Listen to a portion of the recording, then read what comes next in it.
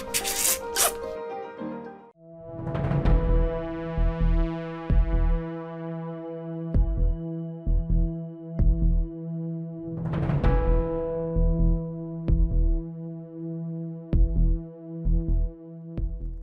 there, cats and kittens.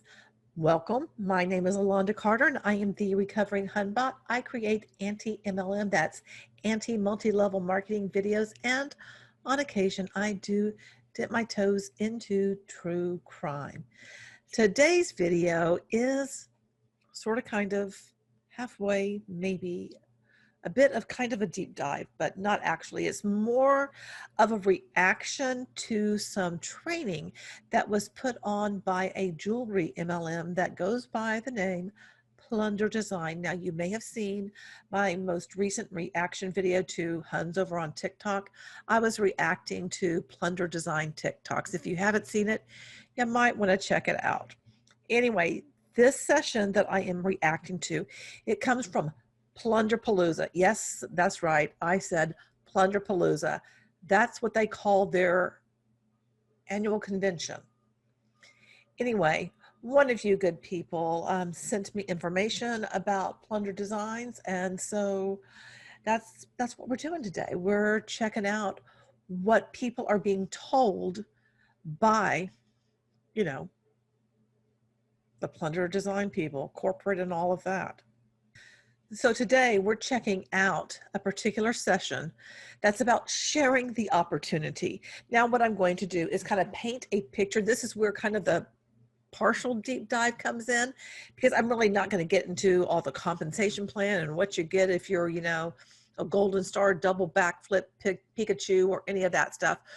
But I do want you to have an overall kind of broad stroke of everything. So let me tell you the story. So it goes.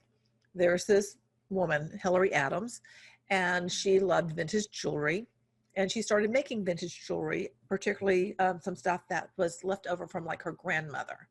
And she was, you know, doing this and she was really loving it, but she was just making individual type pieces.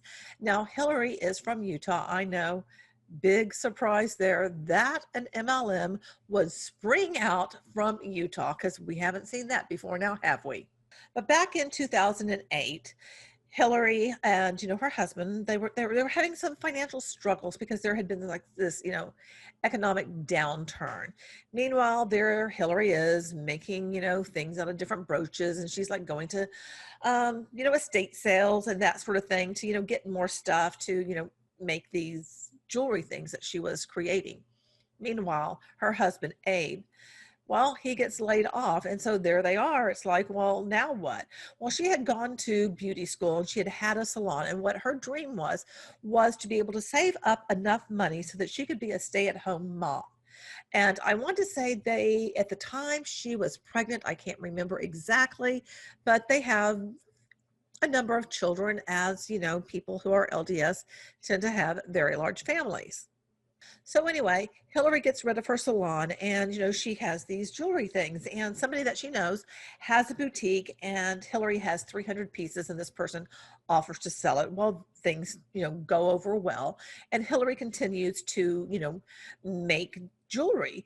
And then she goes to Utah's biggest outdoor kind of like trade show sort of thing, and she sells out of everything. She made close to $100,000 in that one day, because people were just lining up all over the place to get this jewelry stuff that she had been creating.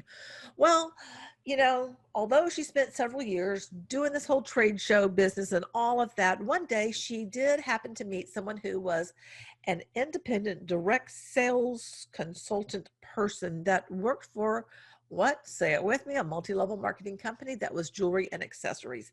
And so that kind of like sparked an idea in her head. So what did Hillary do? Did she jump all in right away? No, she didn't. What she did was go talk to some other people who were, you know, I guess industry veterans, if you will. One of the people that she talked to is one of the founders of Unique. It's actually the brother of the gal who started it, if memory serves, and I have slept since then. So if I get it wrong, if you want to come at me, but, you know, just do it nicely. Don't be a jerk, because, you know, it's not about us, you know, tearing down people. It's really the structure of all of these things. So anyway, Hillary gets the idea that, like, oh, you know what? I've never had any direct sales experience or anything, which, I mean, I'm just going to call bologna sandwich on that because I find that very difficult to believe. Living in Utah, that direct sales had not come into your bubble because Utah is like the grand poobah. I mean, there are so many MLMs there. How could that I don't buy it. I don't buy it. Go peddle those papers on a different street corner because it's just illogical to me. But supposedly she had no experience in direct sales. So I guess nobody that she knew had ever shilled, Tupperware, a Mary Kay, It Works. I mean, just pick a name, unique, just pick any name of whatever MLM that had been around. You know what I mean? Just pick one. So she had never known anyone who did that. No one in her family did. No friends. I mean, it doesn't smell right to me. But anyway, supposedly, she didn't have any experience. Well, she launched Plunder Design in 2014 because she was like, oh, I can put this out. So many people can benefit from this, is kind of the vibe that I was getting from all this. Today, unlike, back when Hillary was sitting around soldering everything together and creating unique jewels and stuff, now things are mass produced. And this is where things get, to me, a little bit interesting.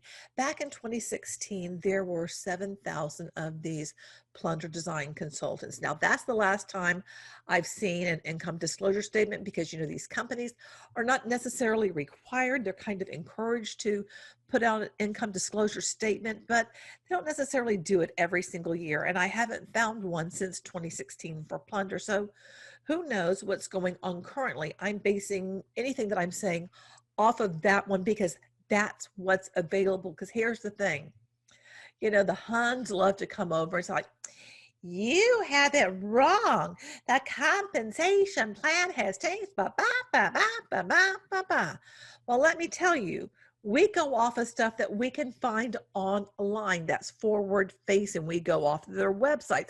We dig around and we look for income disclosures. We go off of what we can find. And guess what? We're not in the back office digging around on everything, So put a sock in that if you're going to come over here and be like, what you're saying isn't accurate because it's changed since then. Well, you know what? If you want people to know what those changes are, maybe you should publish them. And then we would say accurate information. But then maybe, again, companies don't want us to have accurate information because that might be more telling than what they want people to know. You know what I mean?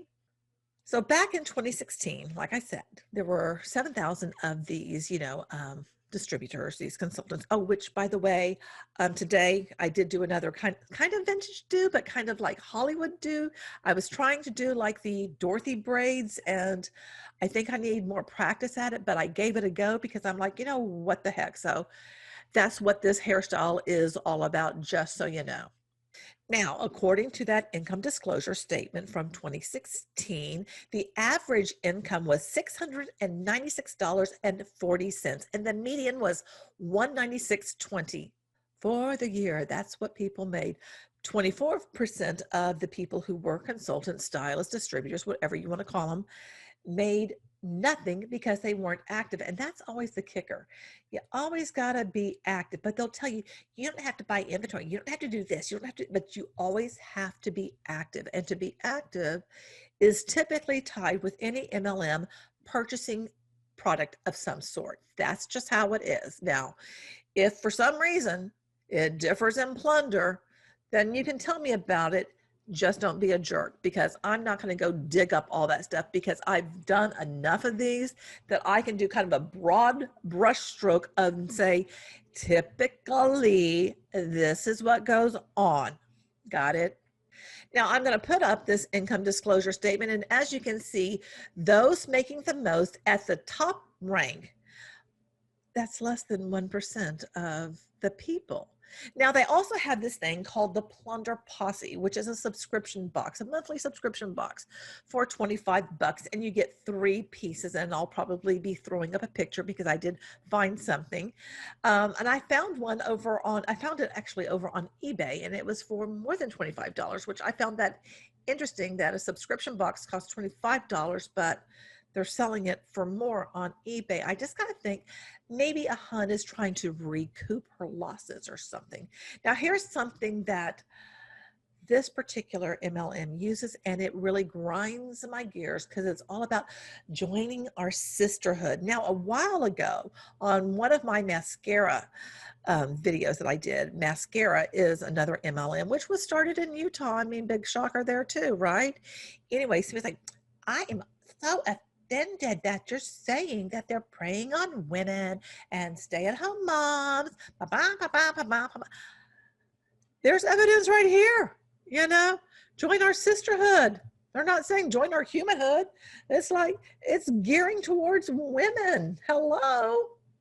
Now, to join their sisterhood, that comes at the whopping price of $99 to get your starter kit, which is just a typical thing for most MLMs. And for some reason, I don't know why that is, many of them do have the price tag of $99.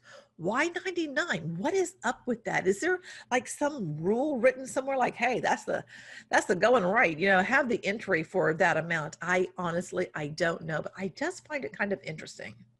But of course, if you want to make the real money, you know what you're going to have to do, right? Say it with me. Recruit.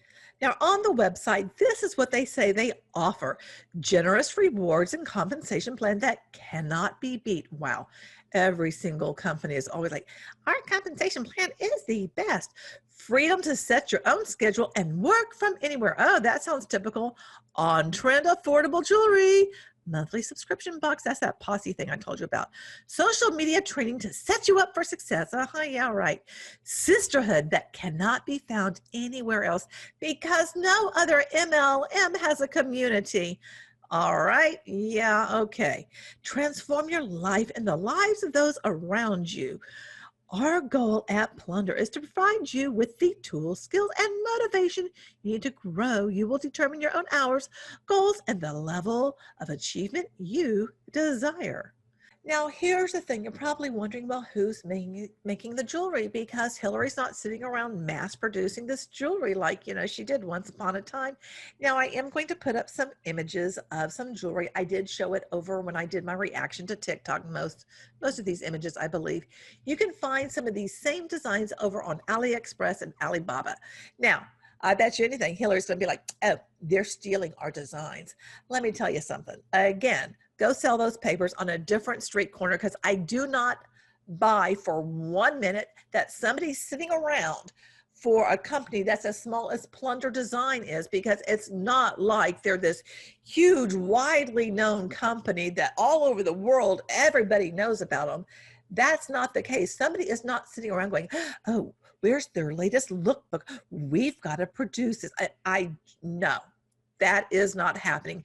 That's something that Hillary's going to want to say so that people who are part of Plunder Design go, oh yeah, they're stealing our stuff because it's so original and beautiful. And I'm just not buying it. Again, I'm saying bologna sandwich to all of that. So where do they get their jewelry? Well, they don't tell you AliExpress. They don't tell you Alibaba, but I'm telling you, you can find it there. But this is what it says on their website. Who makes Plunder jewelry? Plunder chooses suppliers, manufacturers, and amazing individuals in multiple countries to produce our savvy and unique jewelry. The Plunder management team makes frequent visits to each of our partner facilities to monitor quality and employee working conditions, including any violations of child labor laws. We are pleased to represent that all partner facilities meet local and international labor law requirements, and we are indeed making a life a little more plunderful for thousands of individuals around the globe. Uh-huh.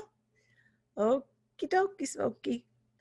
Now, I want to be clear, so I'm going to give my disclaimer here. The contents of this video is for entertainment purposes. It is based on my experience, research, and my opinions. Please, as always, do your own research. The intent is not to send any hate to any individual connected with Plunder Design or the MLM industry. I am critiquing a type of business that I find highly problematic, as do a lot of other people based on its structure. I'm also critiquing things like people who create, like, coaching type things to help you be successful in multi-level marketing, and those CEOs like Hillary who choose this type of structure because, as you can see from that income disclosure statement here, most people aren't making money. And Plunder tells you right up front, basically, don't expect to make money. I mean, that's the thing that gets me. It's like, don't expect it. If you do, hey, you're lucky, but don't expect it. But yet they're providing you this amazing opportunity.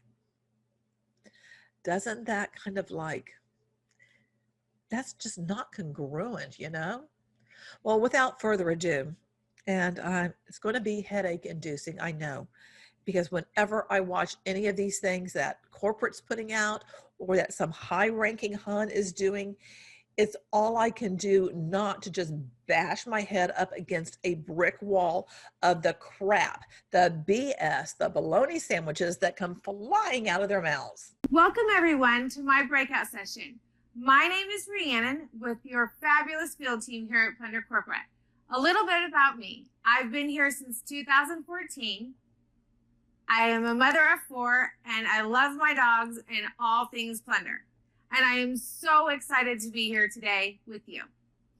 So today we're going to talk about sharing the opportunity. I know it can be scary, but let's take away some of that fear right here, right now. At some point in our business, I'm assuming we all want to grow a team, right? Interesting. Typically, this is not something that you hear because there's always this illusion of you can make money just selling the products. But right here, there's the admission of like, you want to grow a team because you know why she's saying that? That's where the money is. That's where you get your team bonuses and everything. The money is with recruiting. I'm sure many of you have been guilty of logging into reports to see if that magical unicorn fell from the sky and joined your team in the middle of the night. Well, I'm here to tell you it doesn't really work like that. We actually have to step outside of our comfort zone a bit and work for it. The things that matter in life don't always come easy. So think of it as mini ninja training. They train for a really long time to develop their skills needed to become a master. So don't expect to be perfect overnight. It's going to take time and practice to become great, and with hard work and failures along the way, you will become more confident and the success will be that much sweeter. So I'm a sharer by nature. I love to share things that I love, whether it be my favorite pair of jeans, a cool lip color, or a new recipe. And for those of you that have really good eyes, you may have even noticed my traveling belt the last couple days amongst many of us here speaking. So as women, we love to share the things that we like. So I'm going to ask you, why would sharing Plunder be any different? Well, I'll tell you why sharing Plunder might be different. It's MLM. Whoever you're sharing this opportunity with, they're going to have to do the exact same thing as you. And that is like get people to book these parties, to get this Plunder Posse nonsense, and for them in turn to grow teams. Because guess what? If they're growing a team underneath you, bada boom, bada bing, that's going to help your bottom line. Yeah, so that's what I'm going with. I mean, heck, we scour Instagram and Facebook. We watch complete strangers share what they love so we can follow along. Melissa said it in her story. She said we are creatures of connection. And this explains why we do these things.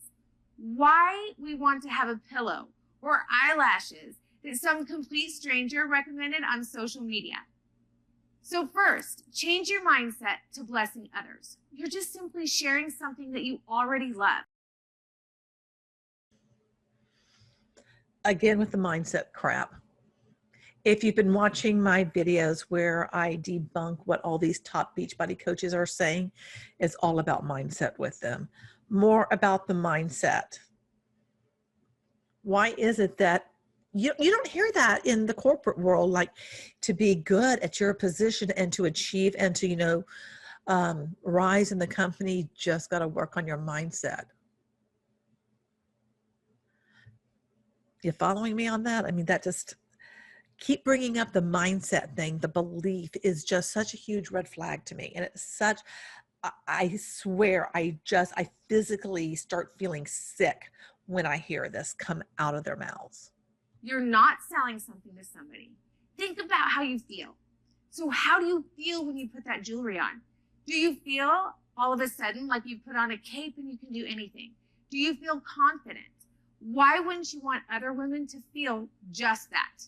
Sure, you can help them feel that by one time you sell them a piece of jewelry, a necklace, a beautiful pair of earrings, and they wake up feeling fabulous, right? But what if they could do that every day? Wake up feeling amazing just like you do as a Plunder stylist the minute you put that jewelry on. Let me get this straight. Putting on this jewelry is like putting on a superhero cape and you suddenly feel great and wonderful and beautiful because of this jewelry. And so this is definitely something that, you know, other women want. So who are you not to share it with them? I mean,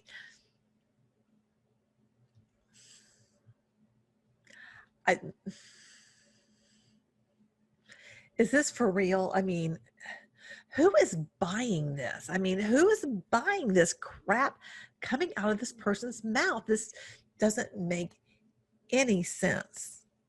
It only makes sense if you're a Plunder stylist because you're like, oh yeah, I love this. I mean, it's only when you're sucked into whatever MLM that you believe this crap that they will say, because you have to, because you bought the dream. You're missing the boat when you don't share with others. You don't know what their trials are, and you don't know what they're going through. I mean, you have no idea how much the opportunity could bless their lives. So while you may think, oh, okay, this whole blessing their lives, I mean, to me, whenever I hear that, because there's also this saying, bless and release, bless and release. It's so tied to religious thoughts and this whole, that this opportunity is a blessing. How exactly is it a blessing when most people are not making a livable wage, when there's people who are not active making nothing, when most people are making under $1,000 a year? How exactly, again, is this a blessing? And then what do you have to do to be active? Because, you know, like I said, I did not dig into all of that because it would probably, I would want to pull out all my own hair because these things drive me nuts when I start looking at that, because they make it sound like you really don't have to do anything. You're just going to be able to buy this little kit and off you go. No, you are then sucked in because you are going to have to be meeting volume. Usually it's personal volume. And then if you have a team, there's team volume, and there's all these little caveats attached to it. So that's a bunch of hooey coming out of her mouth. And it really chaps me, you know, it just, I want to say other things, but I'm trying to make this family friendly. So chaps me, does that even make sense? Chaps my backside. I don't know. I get ticked off. How about that? a homegirl whose car broke down on the side of the road doesn't have the money to buy her first kit. But guess what? That opportunity could be just what that one person needs at that moment in time. Maybe she needs the extra $200 a month to pay her rent, to support her family, to begin a change in her life that can. Okay, an extra $200 a month to pay rent or to support her family. She's saying something right there that you should not be saying, because it's advertising like an income opportunity that you can make this. When you look at the disclosure statement, most people are not making that monthly. They don't make it yearly either. I mean, but I guess, you know, here's the thing. They're not expecting someone like me to have access to the insider stuff and be putting it out there for the world to see and for the FTC to know about. But that right there is illegal to do, is to come up with these income claims. Can take her to new heights. Or maybe there's a stay-at-home mom who feels broken and powerless. The only communication she gets all day is finger painting at preschool. Being a Plunder stylist may be just the change and chance that she needs to feel powerful again, to feel like she is capable and able to contribute. The fact of the matter is that when you don't present the opportunity to other people, you may as well be robbing them of the one thing that they need at their very moment. So don't think of it as something that you're selling. Think of it as a blessing that you are lucky to be able to pass on to anyone and everyone who might need it. And don't worry, you can be anyone that you want in that moment, so make it count. You only have once to make that first impression. Be confident in who you are. It's in your presentation. You don't know the person you're speaking to. You may not know him that well. Ultimately, be yourself, real and relatable, so you can create a connection. Bless them by letting them see what Plunder can do for them. Yeah, show them the income and disclosure statement and be like, this is, oh, it really can't help you. Foot and mouth, you know, I mean, how are you going to be able to show like what this can do for you? What is it doing for most people? What it's doing for most people, like all MLMs, it's robbing people of money that they could probably use for something else. It's damaging them psychologically. It's damaging them emotionally. It's damaging relationships. I mean, it's multi-level marketing. It's not your friend, you know. Talk about a snake slithering up next to you and talking to you in the ear, you know. Just saying. Got to throw in that biblical analogy when I can, because they sure like to do that. Not just what it's done for you. It's just a conversation. It doesn't need to be scripted or planned. It's just connecting with others in a casual way. So now what? They said yes. Great. You're asking yourself, what do I do? First things first. You want to make sure that you follow up with them. Start building a relationship, building trust. Make yourself available to answer their questions and be there to lead the way. You know what it's like to be a new stylist. It can be scary, exciting, and confusing all at the same time. It definitely helps them to have someone to guide them through the process. So now let's talk fear of rejection. This is a tough one. I know it's going to be hard, and it's okay. You want it to be hard. It will make it all the more rewarding. You are scared because you have a lack of belief in yourself. You have a lack of confidence. This is a test that will challenge you to keep pushing forward and build your character and confidence. I promise. This is where you will go back and think of your why, your story. Like, what has Plunder done for you? And then realize it may not be her time right now to join in the journey, and then give yourself a high five for putting yourself out there, because it can be tough. Plus, what does no really mean? Are you really going to lose a friendship because you invited someone to join you along in the journey at Plunder? No.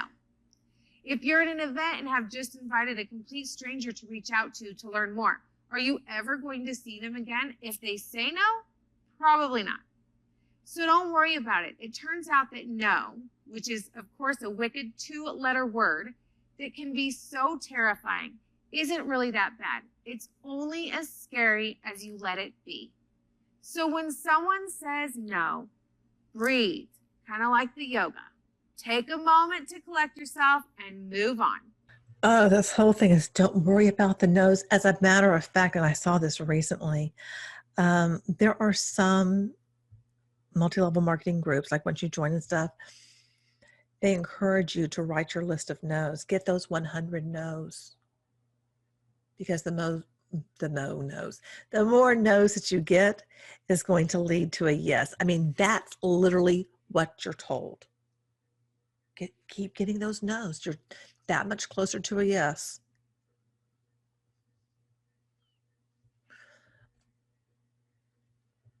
Headache-inducing, I'm telling you, headache-inducing. That's all there is to it.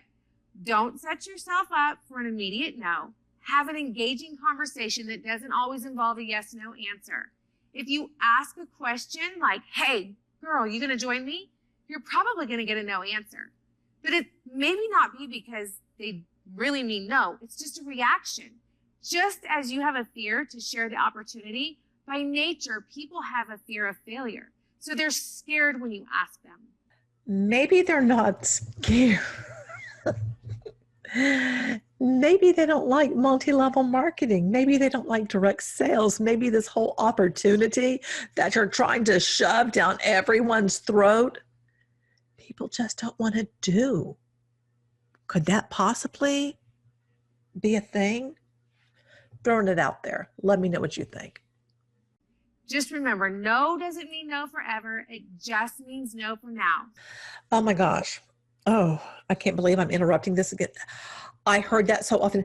No doesn't mean no. It's just no for now. Let me tell you something. Sometimes no is actually no. No doesn't mean, oh, no for now. Just keep asking me until like I'm dead. Ray Higdon will just, like, he will follow up with people until he's dead. That's what he has said. Granted, he's not an MLM anymore, and he's like doing this coaching thing. I've done some videos on him, but I mean, this whole idea of no is just no for now. No, typically when someone says no, they mean no. They don't mean like, well, I'm just going to think about it, you know. Like if I walk into an Audi dealership today, which I'm not because it's a pandemic, but let's just say that I did, and I'm looking at cars and they're like, so you're ready to buy one? No, I'm not. That doesn't mean just keep coming at me. No, I don't want to buy a car today. Now, maybe in 3 years from now, I'm going to go to a Mercedes dealership, or I'm going to go to a Nissan dealership, or I'm going to go to a Buick dealership, and I am going to get a car. But maybe I just walked in there because I just wanted to see what this looked like. It doesn't mean like, you know, chase them down and always think, okay, they're just scared. So I'm going to give them some time, and I'm just going to keep on following up and engaging with them and just casual conversations.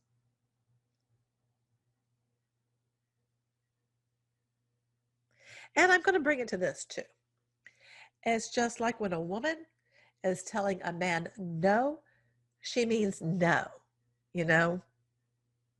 Does that make sense? She's not saying keep on coming and then she ends up being assaulted. She wasn't saying no because she wanted you just to keep going. Is the same thing with this, in my opinion. It reminds me so much of it, and I have been sexually assaulted. So this whole thing of no is just no for now it drives me crazy because I correlate it to that, and I think it's horrible to put this in people's minds, especially women, that no is just no for now. I really feel like it kind of negates things that do happen to women, that if you're saying no, you're just saying no for now, but you're going to let him jump all on you, you know, tomorrow, whatever. I don't know. I'm getting heated. I'm sorry. Just remember, no doesn't mean no forever. It just means no for now. So keep sharing. Remember when I mentioned no does not mean no forever? You want to make sure that you're following up and you're keeping the conversation open. Get to know the person that you're talking to. Get to know their family, where they vacation, what they like. By continuing to follow up shows them that you're interested in a relationship, and it's more than just a recruit. No, you're not interested in the relationship at all, because all of that is a bunch of hooey. Who does that regularly just, you know, with a friend? I mean, you either connect with someone or you don't when you develop a friendship. You don't like, you know, I want to be friends with my neighbor, so I'm going to keep following up with them. Even though I can tell they don't really want to talk to me or anything, but I'm just going to keep on inserting myself into their life. They're probably going to tell me off if I did something like that. But here, when it comes to direct sales, oh no, you got to show them that you're interested in them. You know what you're interested in? You're interested in them spending money. You're interested in them buying your poop. You're interested in them saying yes and becoming part of your downline. That's it. People become non-people. You're not looking at people as if they're human beings. They are numbers. They are like, they may say yes to buy or to join, and that's all you care about. You don't give a flying monkey's behind about them as a person. You're actually vested in their well-being and creating a connection long-term with them. Before I end, I have a little story that I want to share with you. So I'm a mother, as so many of you are, and I'm curious how many of you have heard of the rainbow fish, because I know that I have with all of mine. He is, of course, the most beautiful fish with glitter rainbow scales, and he lives in the sea. And he isn't truly happy.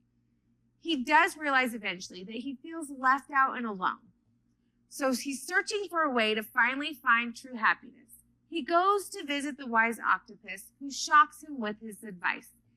Give away your scales, the old octopus urges. Rainbow Fish is taken aback. I mean, how could he ever be happy by giving away his glitter rainbow scales? They are his most prized possession. They make him feel beautiful and special, just like each of you tell us every single day. You feel that way when you put your jewelry on.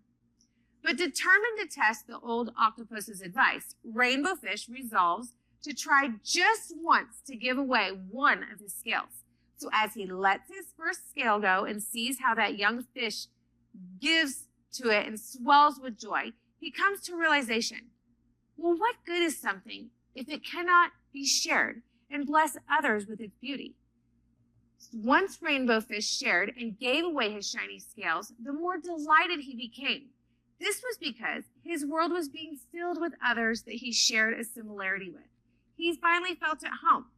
And I think this is why you get so much joy when we share and invite others to join the sisterhood. This is the joy we get when we're all together, whether it be on our Peeps page or in person at one of our events. We each hold a piece of that glitter and that energy. So don't give up. I challenge each of you to set a goal. Talk to 10 people about Plunder and the opportunity in the next 10 days. That's only one a day. Share with them a story about how Plunder has helped your life and brought you blessings. But really listen to them. What are their wants? What are their needs? What could it do for them?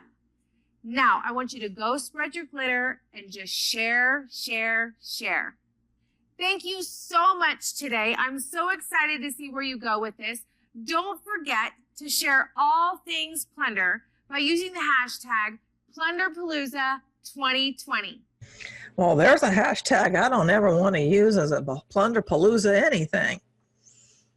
Just saying. And, you know, this whole idea that somehow this opportunity is going to change people's lives.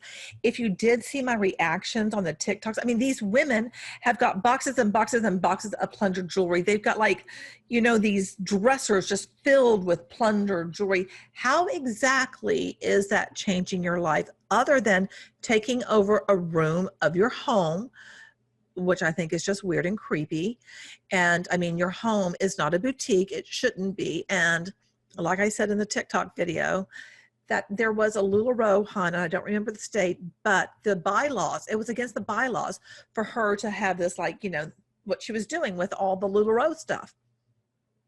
These are things they don't tell you about. They don't tell, there's so many things that all of these things don't tell you. It's just like, oh, starter kit, boom, gotcha. It's just about the numbers. And it's just so tacky and so wrong. Anyway, I want to know what you thought about this presentation, what you think about this opportunity. How do you think it's helping people? How do you think it's harming people? Would you ever buy a piece of Plunder jewelry? Why or why not? Just curious with all of those things. I'm a curious cat. What can I say? Anyway, if you enjoyed this video, give it a thumbs up. If you didn't, give it a thumbs down. I don't care. It's all engagement to me. It really doesn't matter. But I do appreciate the time that you spent with me. And if you haven't subscribed, you might want to consider doing so if you enjoy this type of content, anti-MLM. And if you like, you know, true crime type stuff, when I finally get around to doing the research, I really haven't had time. I've been just inundated with a lot of stuff to do. And I don't have the bandwidth to do that. So I haven't been able to. But with this video, I was able to give you a bit of a story of what's going on. And if you want to go look more into Plunder and all of that and look at the comp plan and this, knock yourself out. I mean, that stuff, I think that train has, left. It's like gone on its journey. I don't know if I can do that ever again. Maybe it's just for now. Maybe I'm just not feeling it. I don't know. But anyway, thanks so much for being here. I appreciate it. Have a wonderful day. Please be safe out there. And I'll see you next time. And remember, you're beautiful and I love you.